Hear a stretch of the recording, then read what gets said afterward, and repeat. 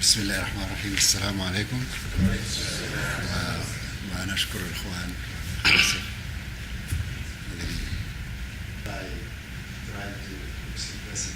So I will try يعني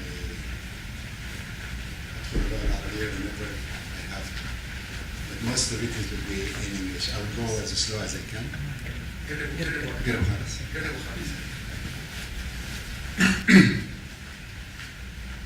And I'll try to make it as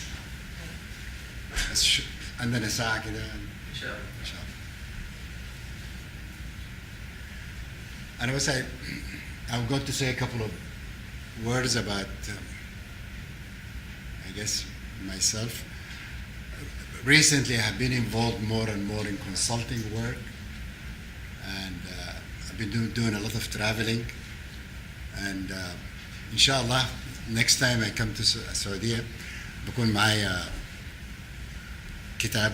and I've been working on this book for some time about tall buildings, وإن شاء الله يعني the publisher is in China, and hopefully next year the book will be out to bring it to you guys. دائما من الصعب الإنسان it's very difficult to speak about tall buildings for one reason, maybe for many reasons, but one important one, there is so many things to talk about. And I try to speak about tall buildings from two aspects. One, just to give you information, hopefully honest information. And the other part is, and the other reason I would like always to try to add the educational component of it, للطلاب يعني, so that at least we can realize what is happening.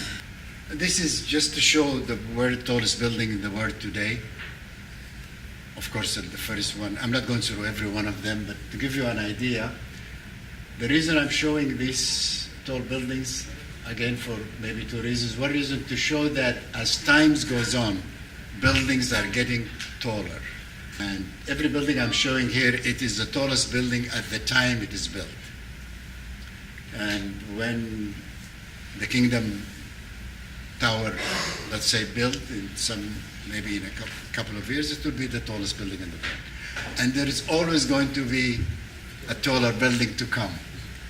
You know, no matter what you try to do. In Burj Al Khalifa, Skidmore and the owner tried to keep the spire. The spire is the top part of the tower. Kind of, they kept it secret. The height of the tower, the height of the spire, so that they can ended up saying we have the tallest building in the world. The minute you uncover it, another building is in the works. And in fact, right now in China, there is a building that's going to be taller than the Kingdom Tower, already under design. Anyway, so I just wanted to show some of these buildings. One of them is, we have been involved in a couple of them. Next slide. This is a slide I plotted, myself to my class. I teach a course also in structure of tall buildings. You see the curve is always going up, then it comes down if there is a crisis. September 11 was one of them. The economic crash, 2008 is one of them. Way back, 1933, there was one of them. But then, and I remember after September 11, a lot of people come to me and ask me, are we going to still to build other tall buildings? And I said, maybe for the time being, no. But eventually it's going to happen, and it will happen sooner than you think, and this is what happened. In fact, the curve after September 11 was shot very, very high, primarily in Dubai and in China. So, again, now we're in this crash, but now things are, as we can see. By the way, I'm not an advocate for tall buildings. I'm just telling you this is where things are. I'm not for any. A tall building, of course, is an entity that so many people are involved in it. The architect is a designer of the building, but the engineers are also part of that design. So one of the reasons that me as a structural engineer talking about tall buildings, because if we look at this slide here, this pie, the cost of construction is the most important cost in tall building. And we are finding out the taller the building, the proportion of the structural cost is very important. It varies from 20 to 30%. In fact, for Burj Al Khalifa, it's almost 33% the cost of the structure. Through the development of tall buildings, so the structural engineer has to have a strategy, a design strategy.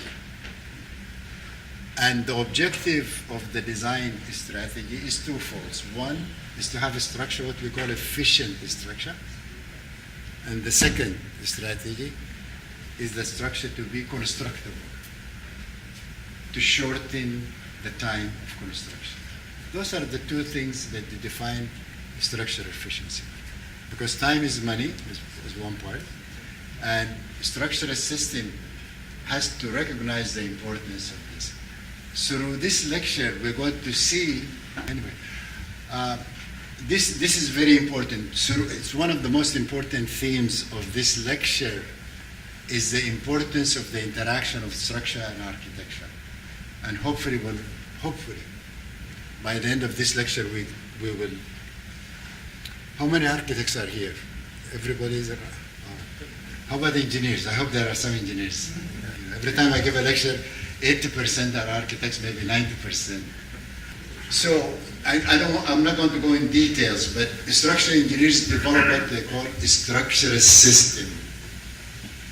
And the reason for the system basically is a design strategy to reduce the weight of the structure and to minimize the time of construction. Next slide. And I'm not going to go through steel, concrete at this point. My time, I'm working on those charts to show that, so how do we measure efficiency of the structure? I'll just give you an idea. Steel buildings, we measure them by what is the weight of the structure. So we use a unit number, in this case we use pounds per square foot. And then actually I plotted the weight of some of the important buildings, tall buildings, and I found out there are still the two most efficient structure tall buildings in the world that are still, fortunately for me, they're still in Chicago. And they're designed and built by SOM under the design of Dr. Fazl Rahman Khan. Okay, next slide. This is one of the buildings, and those who live in Chicago like me, they always believe Sears Tower is still the tallest building in the world. It is true. It is the tallest office building in the world. It still is. And if we measure the other buildings being taller than Sears, they are taller because there is a spire or there is some other element and non-functional.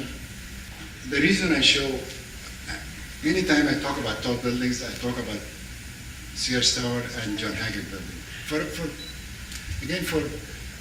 For the reason I just mentioned, was built 1972, 74. It is built in less than 2 years. So this is the kind of, when you talk about, those are kind of parameters nowadays you don't hear of. It is built, in fact, we were talking to the project manager of Sears Tower about a few months ago, and then he said Sears Tower was built under budget, 18%.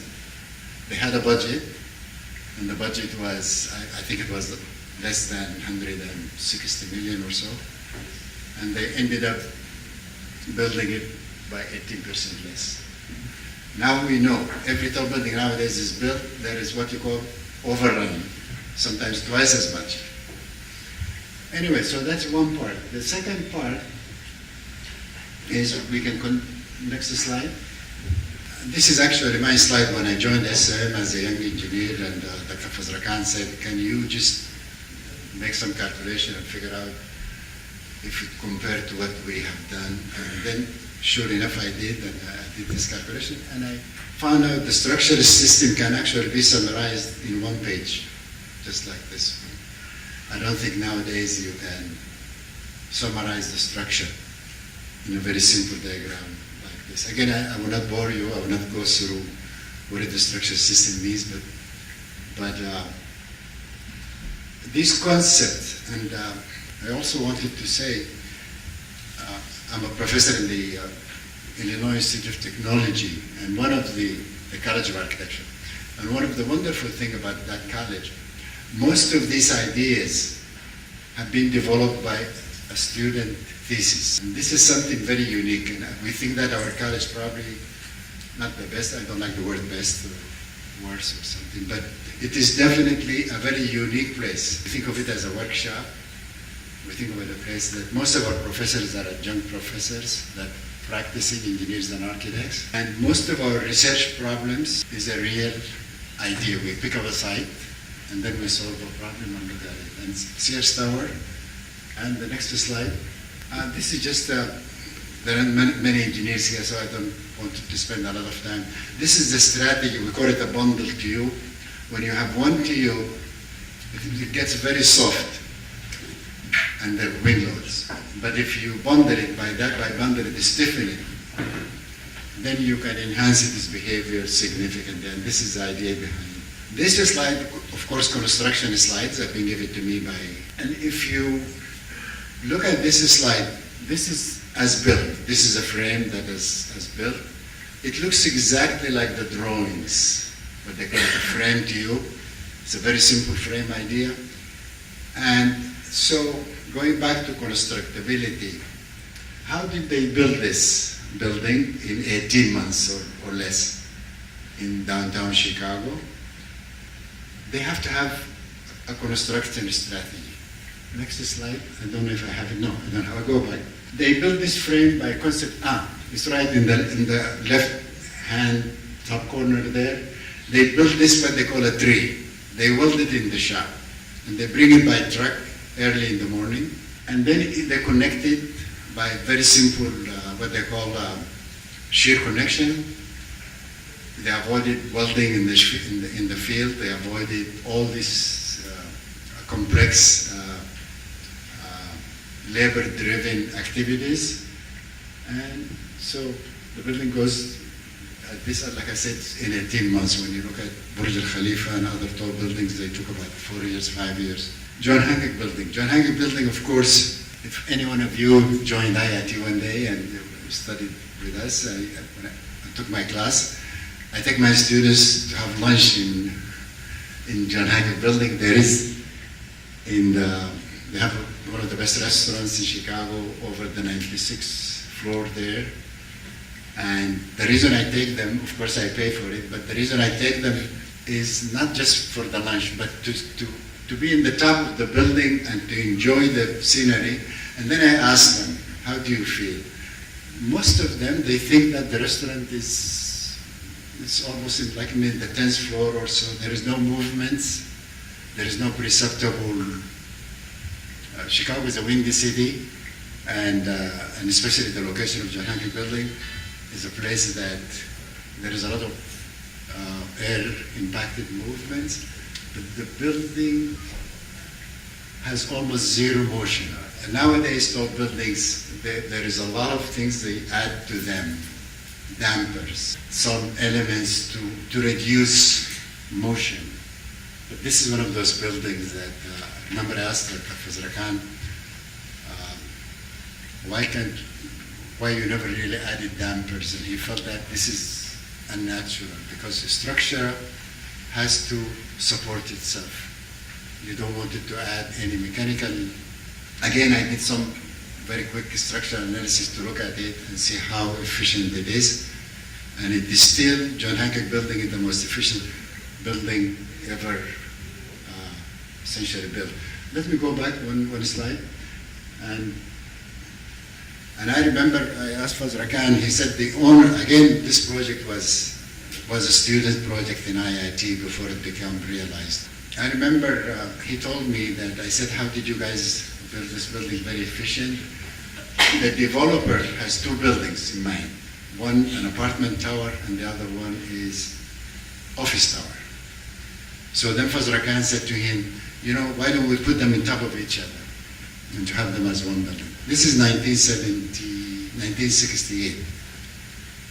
most of you, of course, not even not born, but even, you know.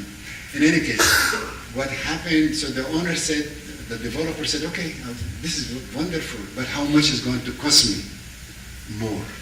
Because as you know, shorter building costs a lot less than a taller building. And I think Fazl Khan said to him, well, I don't know about the architecture, but there will be no premium for the structure. And that was an important statement, and he was right, because they developed this bracing methodology and they taper it. I also show this building because this is one magnificent man. This is my first project in Skidmore. One afternoon, Fazl Khan said, Mahjoub, you should do a project by yourself so that at least you will learn something from it. And sure enough, I designed this building and I supervised it during construction until it was built. It was a wonderful experience. It's a beautiful building. Next slide. And this is the structure system, very simple. It's a concrete structure. And at that time, we developed new ideas at the time. This is something important to mention. One of the challenges for structural engineers, we don't like to do the same thing we have done the last time. We learn from our experience, but we always try to push what we call the envelope. We're always going to push a little bit more. We like to find a better strength of concrete. We would like to push a better method of construction. Every time we monitor buildings. This building was monitored. In fact, I monitored it for 4 years after construction, and we came up with some wonderful, we wrote about it, of course. This was flipped a little bit. This is the model, and this is the real thing, and this is a wonderful, I took this photograph myself, and I was standing here. This is Michigan Avenue at that time. Michigan, there is Echo or something, no? Michigan Avenue now is, this is another building that I did right after that one. I'm not going to spend time on it, but it's a new idea. This is a concrete structure, braced structure. This is the first braced concrete structure, because usually braced structures are steel. But this is an idea, and we did a lot of testing also for it. So I'm just going to go through some examples of buildings. This one, again, SOM, of course, this building is built. Jim Mao is, this is the big, real tall buildings in China. This is actually the first one in Shanghai of that kind of height. It's a mixed-use building. And I'm just showing the construction slide because it's important to see, to give you some realization. It doesn't have anything special to talk about, but just to say it was the tallest building at the time. This is the one in Taipei. And so looking back into John Hancock Building and Sears Tower, the form, the architecture, the interaction between structure and architecture, and the driving forces behind the design is to create an efficient, beautiful architectural structure that is constructible and at the same time functional, and at the same time, because most of tall buildings, they're respected. Now this building, we start seeing some other features, some other architectural parameters. The architect is from Hong Kong. He was driven with this idea of the 8 blocks. This is Chinese. And so what's happening? Other factors became an important factor in the design of a tall building, rather than the simple, straightforward idea. So I'm just bringing it. It was the tallest building at the time it was built. I think it was 2004. Next slide. I will not talk much about the Burj Khalifa and of course the Kingdom Tower. I just wanted to show, again, like I said, I'm not advocating for tall buildings. Sometimes they're out of scale. And I think maybe Burj Khalifa probably is out of scale. And because in the context, tall buildings they have to be designed and built within, when I say scale, the whole scale of the city, of the urban context for the rest of everything else. But at the time it was kind of out of scale. And I remember I was coming to Dubai, Dubai, the plane that comes from Europe, this plane in particular was coming so early in the morning. and I was asleep. But then I woke up because I think the pilot was saying that we're about 20 minutes away or so. Fasten your seat belts. Then all of a sudden I see this thing is sticking out of the sky. It was really kind of a strange feeling. I also wonder how the people who live there at that level, how do they feel? This is an issue that is important, but not necessary for this presentation, but I just wanted to bring it. There is a lot of issues now, sustainability and other issues that out there, but nonetheless, there must be a good reason for it, and the building is a beautiful building, actually. The last time I went there, again, it became out of the context of the way we're talking about the efficiency. It is very expensive. Burj Al Sears Tower, of course, it was 40 years ago. Burj Al Khalifa cost about $900 million, so $1 billion. So when you talk about a square footage, and the square footage of this building is much, much less than the square footage. So the cost of a tall building is walking away from that rational idea, construction, structure elements. There are some other elements now. I want to mention issue about form in tall buildings. And the tallest, Calatrava. Calatrava is a contemporary architect, engineer, artist, and he's a very interesting guy. Through this lecture, I'll show some of his work. He was interested on things that are moving or rotating, and I thought it was a nice building because twisting the structure, it has some important impact architecturally, of course, not just the structure, architecturally, because the space will be rotating. The core, the center of the building with the elevators. The elevators, of course, you don't twist them, or you don't move them around. So there are some planning issues within the building has to be resolved. But the twist within a reasonable scale, within a reasonable elements, it adds a wonderful dimension, and also it helps the structure in a certain level. It helps it in reduce the impact of the dynamic impact of wind. Sometimes we call it confuse the vortices, something like this. So it has an advantage within a reasonable, again, scale. What I mean by that, if the twist is not beyond a certain limit. And this one is a good example of a good building. The next slide. This is out of scale. The same Calatrava, this is in Chicago. It is under construction. The construction is stopping and going. So this twist that twist was 45 degrees. What I mean by 45 degrees, the base, of course, is fixed to the ground, is not twisting, and then the building is twisted 45 degrees. This one, the base, of course, is fixed, and it's twisted 360 degrees. So 360 degrees means a complete. So how could you do that? First of all, structurally, you cannot do it, because if anybody knows, if you take a column and then you twist this column, so it has no stiffness structurally. But this is just one problem. The other problem, if you twist the plates, then again the function of the building. This is a residential tower. The function of the building becomes very difficult. And even say, to line up the plumbing, to line up the fixtures, to line up everything in tall building, it becomes almost impossible. So he finally only ended up twisting the facade, which is again confusing, but he smartly enough resolved the facade in a way that it has no specific kind of direction. Create an omni element so you can be anywhere to see. Next slide. This just to show you the foundation, still the core wall and everything else. So our office actually is very close to this. I'm going to try to show now, I'm walking you through kind of this road of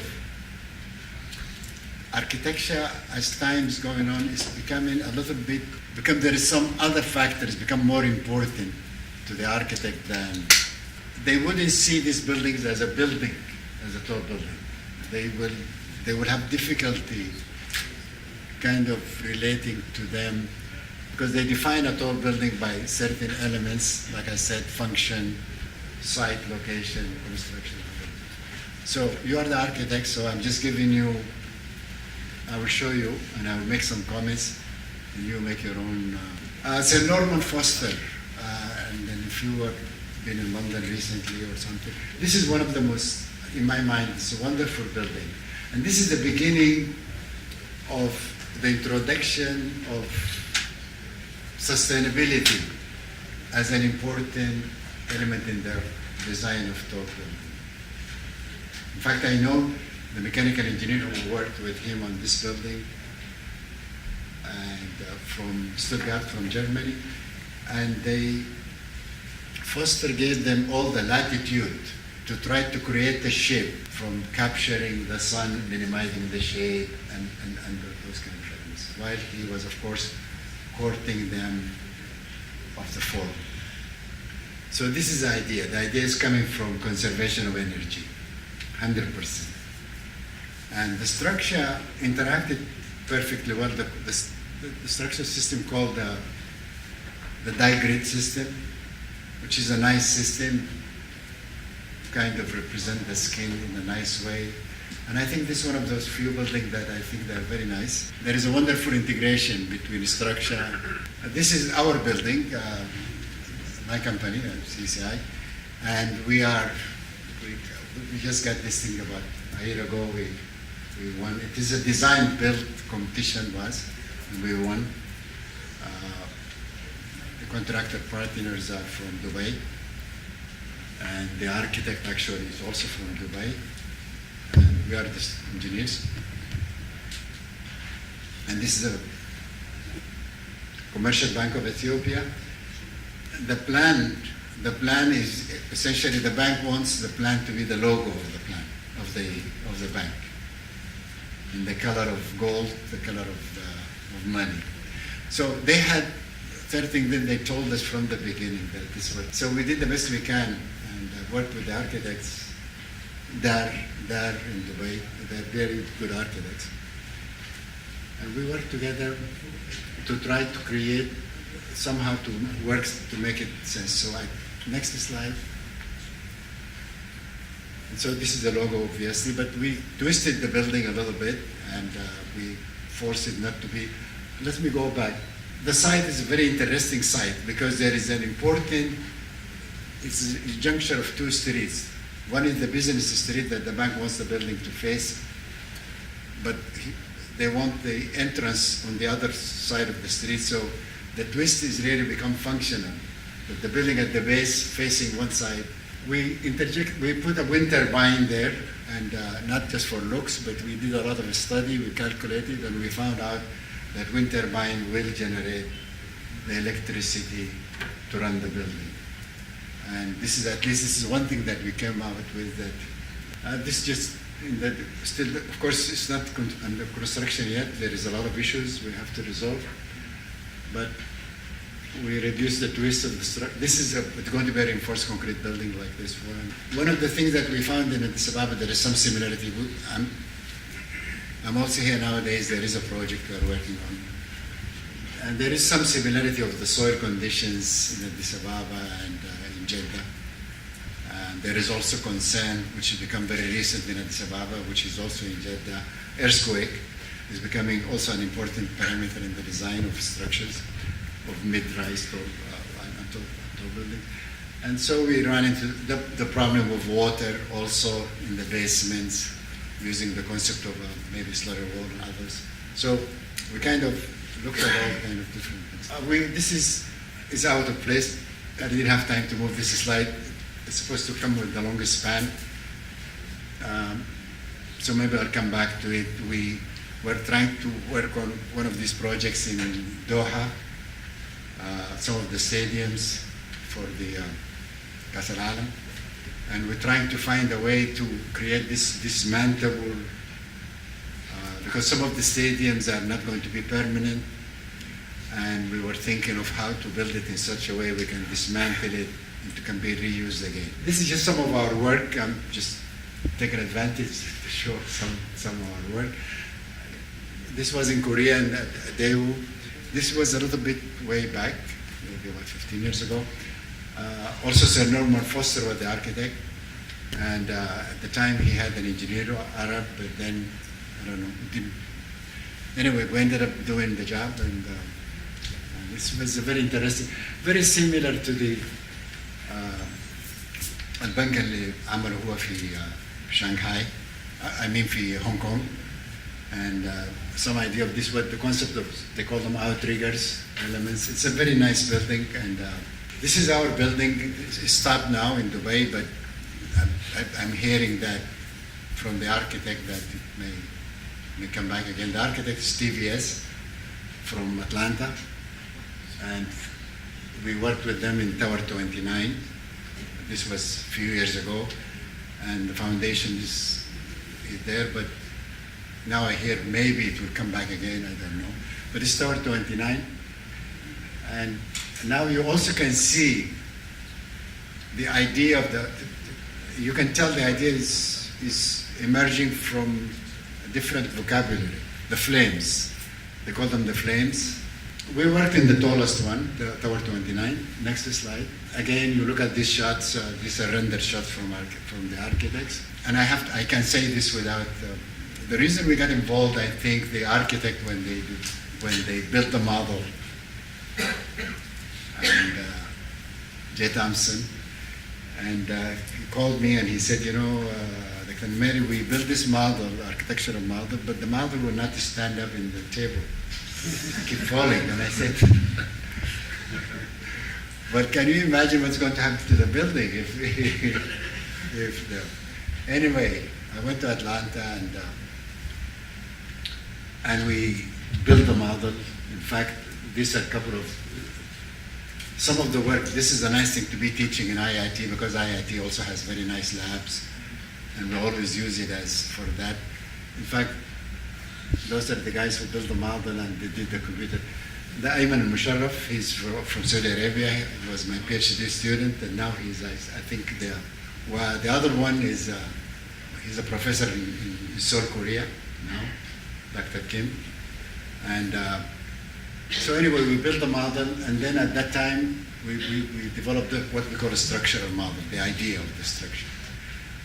We modified, of course, the shape, the geometry. We made it.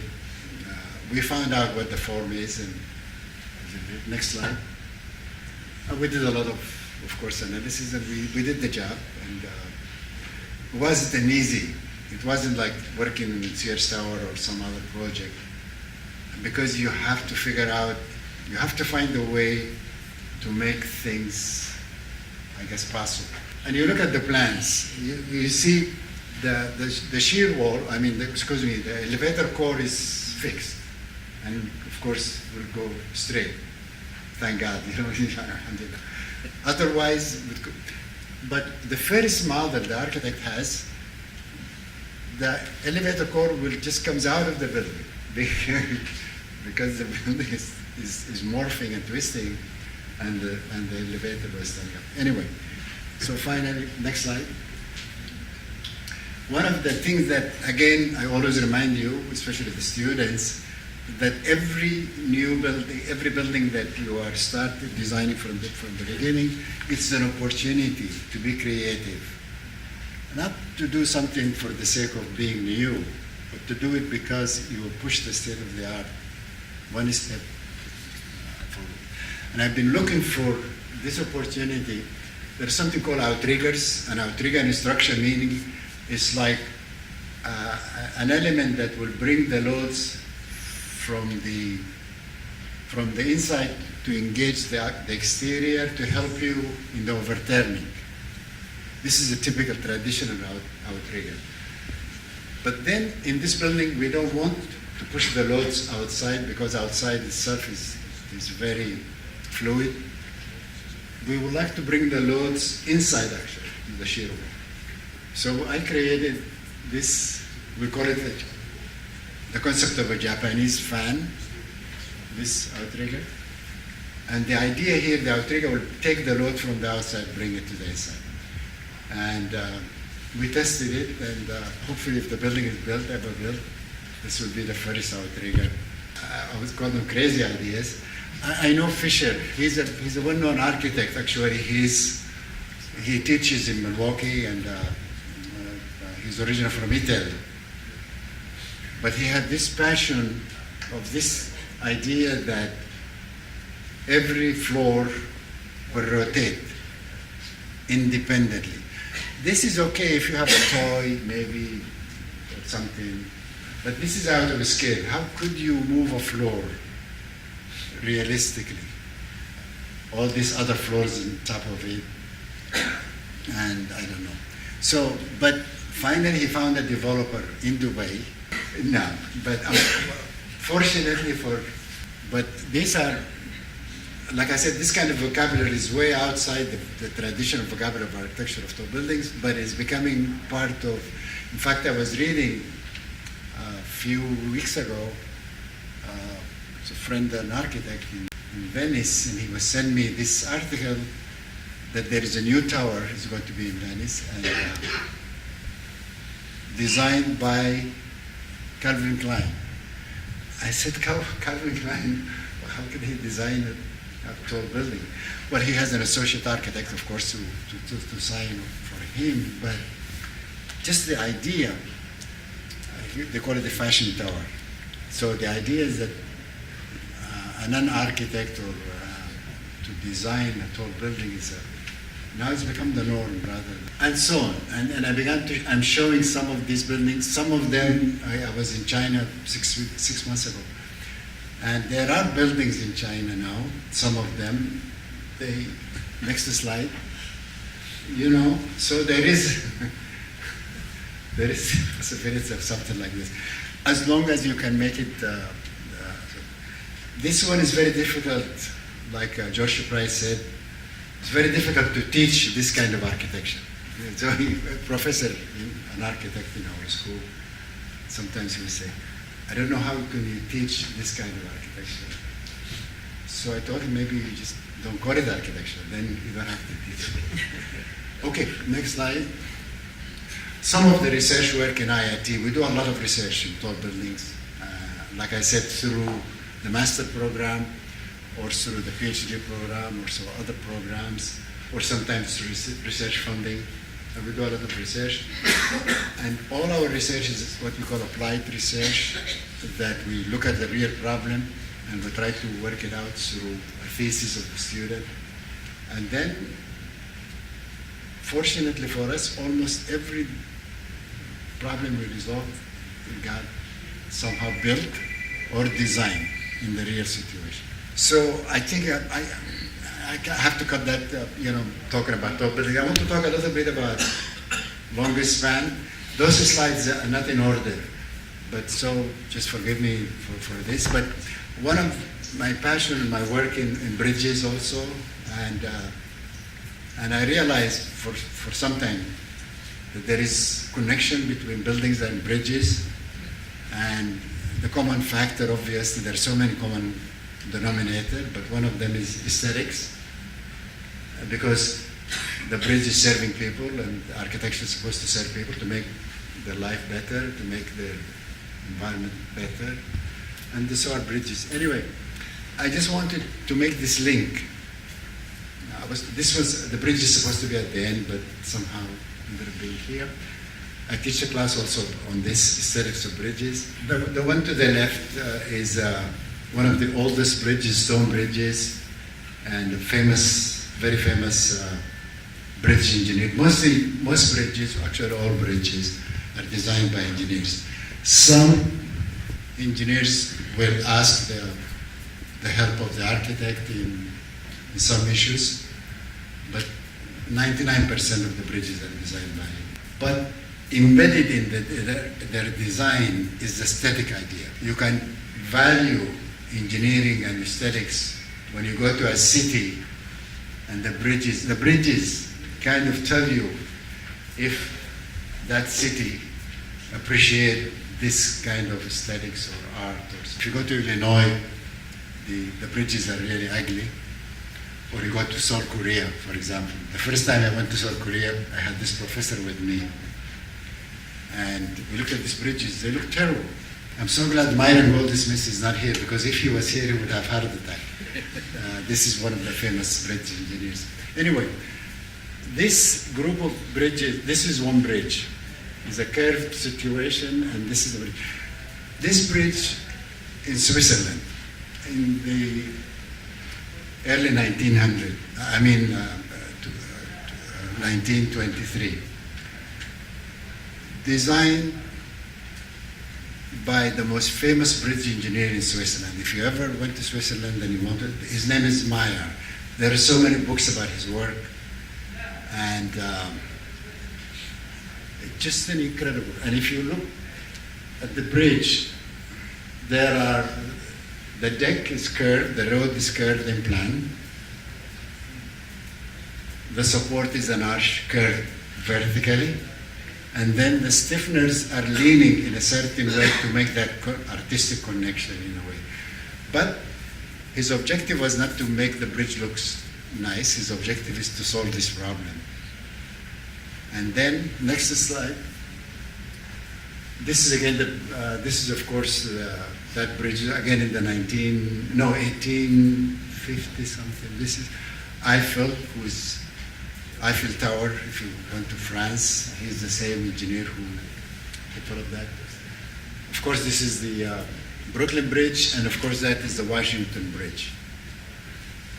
Now, the Washington Bridge, those slides, I would like to say a couple of words about the Washington Bridge.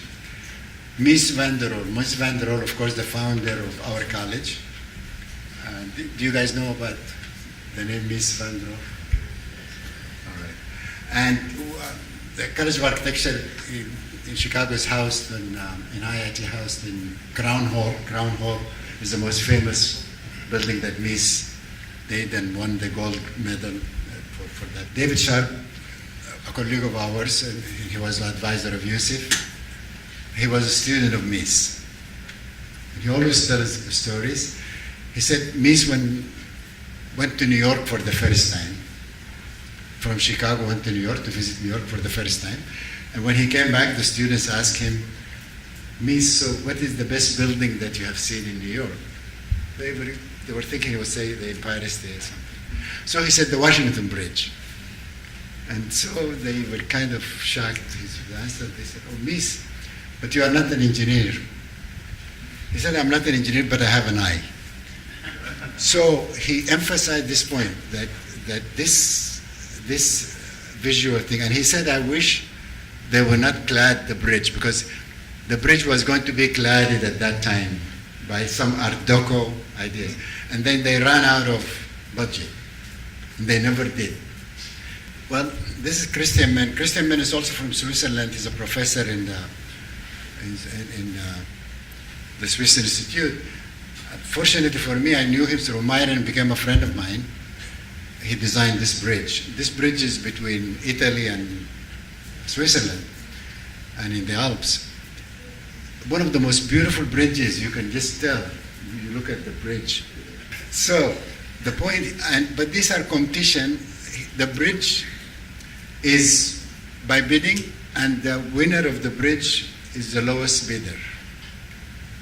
This is the most striking thing about these bridges. In other words, there is no premium for looks nice. They spend all their time to make the most efficient bridge. One of the reasons for this form, not just to look nice, he has to build the bridge. He cannot have form work for this bridge. He cannot go down there to try to support this bridge. So he has to build this bridge from the sides. This is the reason for these cable stays and for these elements. The bridge was self-building. This has an incredible construction techniques. There is no, as you can see, there was no form work, there is no labor, there is nothing there in that. At one time we ran into competition. We won the competition, but unfortunately the project never was realized. I had a group with Myron and Theo Eileen. This is in the Gibraltar Straits, مضيق جبل طارق بين إسبانيا وموروكو والمغرب. نعم. we found the shortest distance was 15 kilometers. You can imagine the scale. I don't want to go in detail, but we spent a lot of time developing. Next slide. And we went through, it has a very rigorous program. The idea is the traffic in the top, and then train also to link Africa. This is what I'm talking about, the innovation. We found out the state of the art of these suspension bridges, they use high strength cables. He said, what happened? I said, well, the cable cannot carry its own weight when it reaches that length. And then he said, this is what I thought was going to happen, so what should we do? I said, we should have to find a material that had the same strength of the cable, but lighter. Sure enough, at that time we talked to this guy from Switzerland, and he has the carbon composite technology was well developed at the time, مستعمرة في المراكب.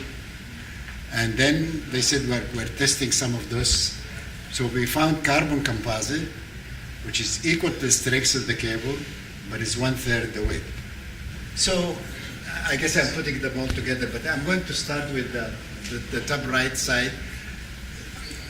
Structural problems, unfortunately, not like architectural problems. If the architecture was not done right,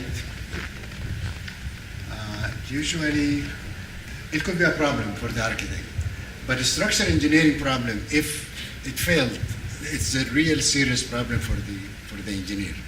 So bridges failure, engineering, I mentioned efficiency and constructability. Of course, I forgot to say that safety is the most. This is the number one criteria for design of structures. And bridges, long span bridges, are very susceptible. This one in Seattle, Washington, 1941, it collapsed under wind loads, just dynamic wind load. In fact, there was no traffic in the bridge. The bridge, this is a phenomenon at that time, they didn't know much about it. They called torsional instability, and the building collapsed. Now I'm just showing those three bridges are Calatrava, and you can see now the bridge is no longer that vocabulary of a bridge. The bridge is supposed to carry somebody from one place to another, take the car from this. But Calatrava now, he designed and built maybe over 42 bridges. And this one, I saw this one, this is in Buenos Aires. This is a footbridge, but it also opens and closes. Obviously, it looks very nice, but it negates the idea of a structure. You can see this fork type, when the cable pull on the top element or the pylon, it will try to bend down. When it bends down, it will shorten the cable. With shortening the cable, it will create a lot of losses of the efficiency of the cable, because cables work when they are stretched rather than pulled, and so on and so forth. But it's just become like I said, the state of the art. But when he was sketching, I don't think he was thinking about all those things. He was thinking about how this bridge will look in the harbor of Buenos Aires. I won't talk about long span structures, and maybe I have 5 minutes or so. This is wonderful work, Grimshaw in England, and the Eden project is one of the biggest, say, greenhouse, and the idea is to have all plants from the world, different type of plants. The scale is incredible. It was, I think, supported by the Prince of Wales, and they had but what I was trying to say here is that the scale is incredible, but the solution ended up in a very simple way. I don't have the time to talk a lot about the project. Maybe there is a next slide. But it's complete integration between energy, again, structure, and obviously the architecture, and the site to preserve the beautiful, this part of Wales, and how this thing will become a place to stay for longer. Next slide. This is a dome I did. There is interest in mixed-use domes again in Chicago, but it never was built. And it's a very interesting thing to use the same fabric but to use cable structures and also to minimize air conditioning. Next slide. On the other hand, I just wanted to show you, of course, this Beijing Olympic Stadium. And for whatever the reason behind this one, we measure efficiency again by constructability and weight.